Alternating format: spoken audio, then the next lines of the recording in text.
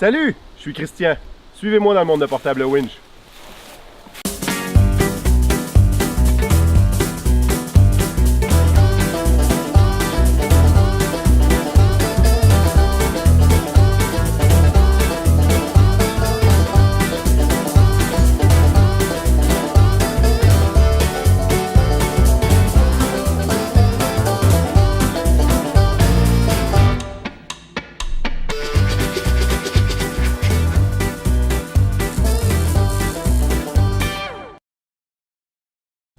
Maintenant que vous avez choisi votre treuil portable PCW 3000, nous allons parler de la réception de celui-ci, sa préparation de base et de son installation. Donc, dans la boîte, vous allez retrouver la pochette d'information, les lignes d'ancrage et comme vous pouvez le constater, le treuil est très bien emballé pour l'expédition.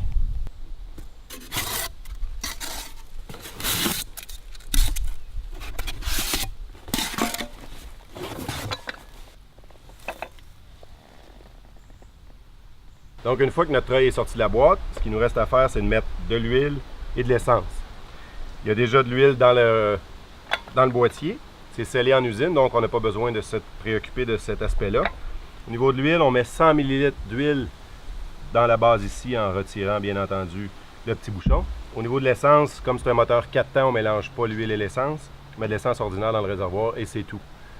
Aussi, comme c'est un moteur à toute position, c'est le fun parce qu'il peut être transporté et utilisé, comme son nom le dit, dans toutes les positions. Une fois que c'est fait, on va aller ancrer notre treuil. On va vous montrer comment ça se fait. Donc, pour ancrer notre treuil, c'est assez simple. On utilise les lignes de polyester qui est fourni avec le treuil. Ce qui est important, c'est d'installer les lignes en forme de U autour de la base d'un arbre. Mais ce qu'on ne veut pas, c'est faire deux tours. Ce qu'on veut, c'est avoir la même force qui est appliquée sur les deux crochets d'ancrage. Alors que si on fait deux tours, il y a un des crochets qui pourrait tirer un peu plus que l'autre sur le brin. Donc ce qu'on veut, c'est l'installer comme ça. Tout ce qu'on fait, c'est qu'on vient insérer les bouts de l'élène dans nos deux crochets. Comme ça. Et on positionne le treuil en ligne avec la charge. Ensuite, on va démarrer le moteur. Maintenant, pour le démarrage du moteur, ce qui va être important, c'est que la première fois que vous allez le démarrer, vous allez laisser votre moteur tourner au moins 5 minutes avant d'appliquer une tension, simplement pour s'assurer que tout fonctionne correctement. Donc pour le démarrage, on met notre interrupteur à on. Si c'est un démarrage à froid, on peut mettre notre étrangleur en position. Ensuite, on prend notre levier d'accélérateur qui est positionné ici, on le met vers le haut. Donc on s'assure qu'il est bien vers le haut, à position ralentie. On envoie un peu d'essence dans notre tube avec la bulle. Lorsque le tube est rempli, c'est bon. Et puis, on fait feu. Aussi, quand on tire sur la corde, on s'assure de tirer dans le bon angle parce qu'on ne veut pas endommager la corde et le boîtier. Dans ce cas-ci, mon moteur était un peu chaud, donc j'ai enlevé l'étrangleur. Et on a un démarrage. Donc, lorsque vous allez être prêt à tirer, tout ce qu'on nous reste à faire, c'est d'insérer la corde dans le treuil. Donc, on passe la corde à l'intérieur du crochet d'entrée. On fait 3 ou 4 tours de corde, si on veut plus de friction, autour du tambour. Et on passe la corde dans le crochet de sortie.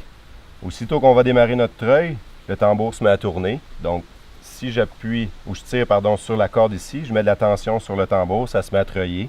Aussitôt que je relâche, ça arrête. Donc, on contrôle très facilement ce qu'on fait avec notre treuil. Donc, quand on travaille avec le treuil, c'est important d'avoir des gants pour protéger les mains.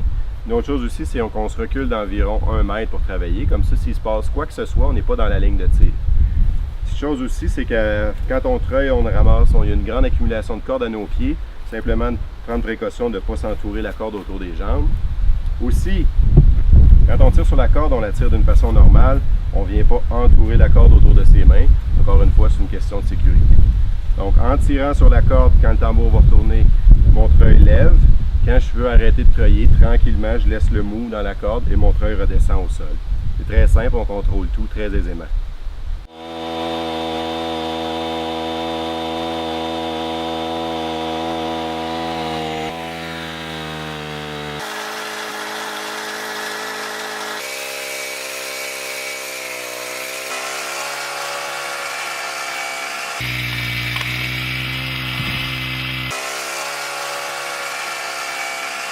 Après Après avoir utilisé votre treuil PCW 3000, tout ce qu'il vous reste à faire, c'est de le nettoyer un peu.